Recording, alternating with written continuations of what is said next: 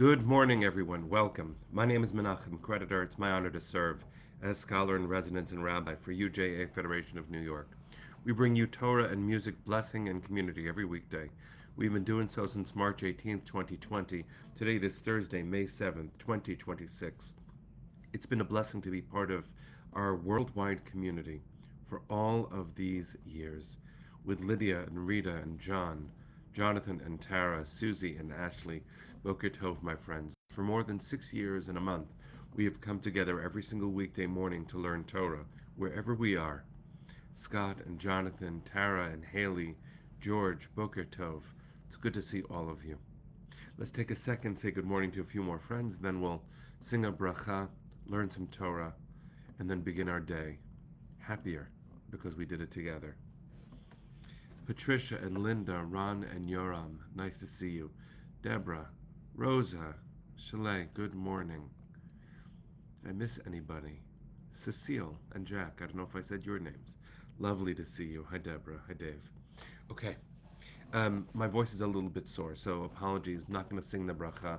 I'm going to say it today. I ask you to say it with me.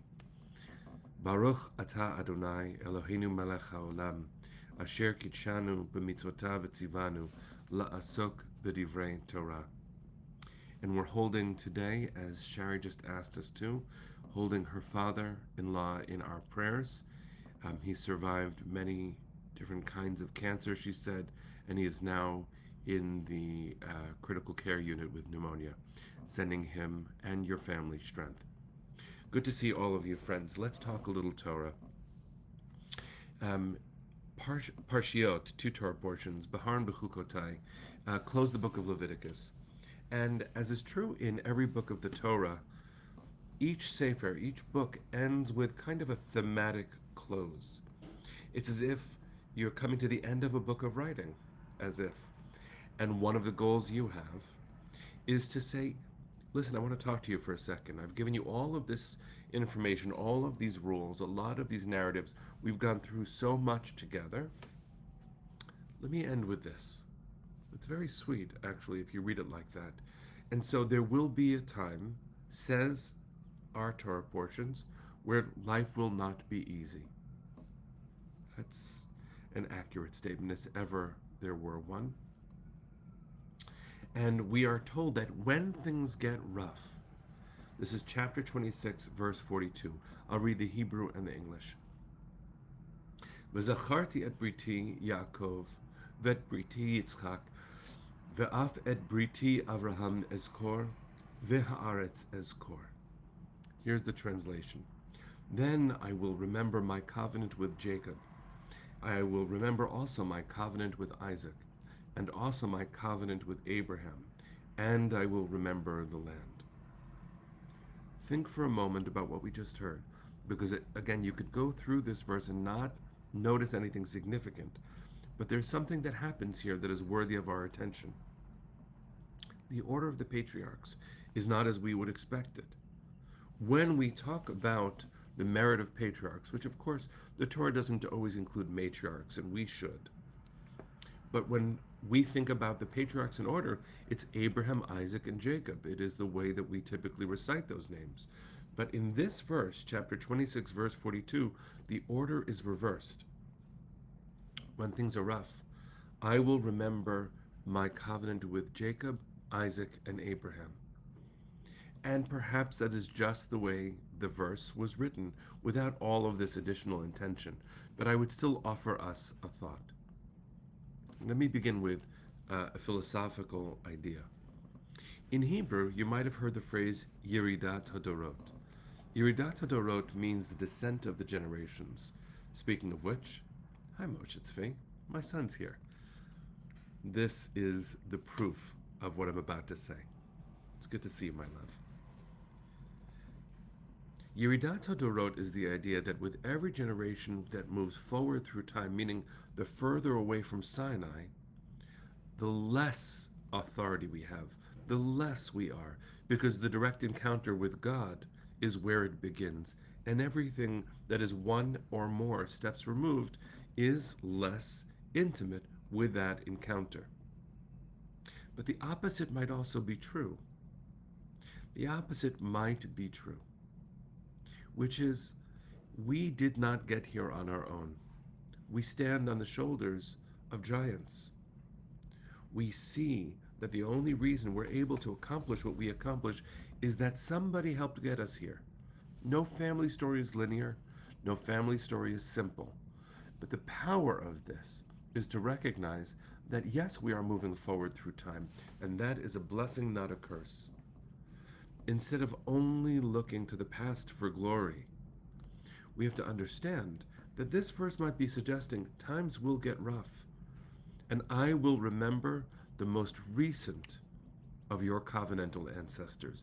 I will remember Jacob, then I will remember Isaac, then I will remember Abraham.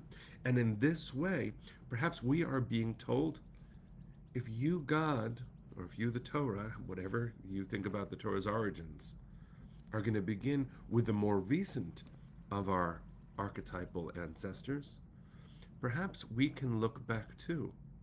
I am the child of Rabbi Gary Creditor, the grandchild of Henry Creditor and Clara Creditor. I should have included both of my parents and both of their parents, and on and on. When we look back, if we take our history seriously, then we understand that we are the most recent iteration of a beautiful history that continues to move forward. If it's Abraham, Isaac, and Jacob, we begin with the earliest iteration of our people. But if it's Jacob, Isaac, and Abraham, we can recognize that holiness continues to grow. And so, friends, what a blessing it is to move forward through time and to know that as we move forward through time, we are continuing a story that is worthy of all the work it takes. And one day, when history is told of this moment of time, I'm imagining that there will be a group that says, you know, in 2026, this is what the Jewish community did. And they learned that from the pioneers before, who learned that from the pioneers before. History is not necessarily gentle, and writing it can take great effort. This verse suggests in a beautiful way that when we continue to grow, we build on everything that we've inherited, so much so that we are woven into the story. Because often, what Leviticus ends with is something we face too. The times can be tough. In those times, we're lucky to have recent Torah giants upon whose shoulders we also stand. Rabbi Jonathan Sacks of blessed memory is one such giant. He teaches, this is a reflection that I wrote some time ago about one of the gifts that he gave us. He teaches that despite suffering, we will never perish.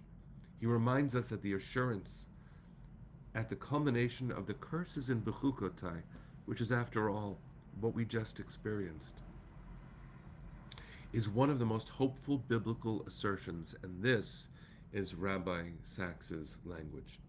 No fate is so bleak as to murder hope itself. No defeat is final, no exile endless, no tragedy the last word of the story. Because there is no last word of the story, is there? Here we are. And as John just wrote, it's our story too. So let's write this next chapter, knowing that sometimes times are tough. And here we are, still writing. What a gift. So, I explained at the beginning of the broadcast, I'm working on a sore throat. I'm going to sing Hatikva, but be a little forgiving. Sing with me. Face east with your heart, and let's sing. Kol hod balevav pnima nefesh Yehudi homia ulefate mizrach kadima ayin letzion Sophia od lo avda tikvateinu התקווה בת שנות 2000 להיות עם חופשי בארצנו ארץ ציון וירושלים להיות עם חופשי בארצנו, ארץ ציון וירושלים. Am Yisrael Chai. See you tomorrow, my friends.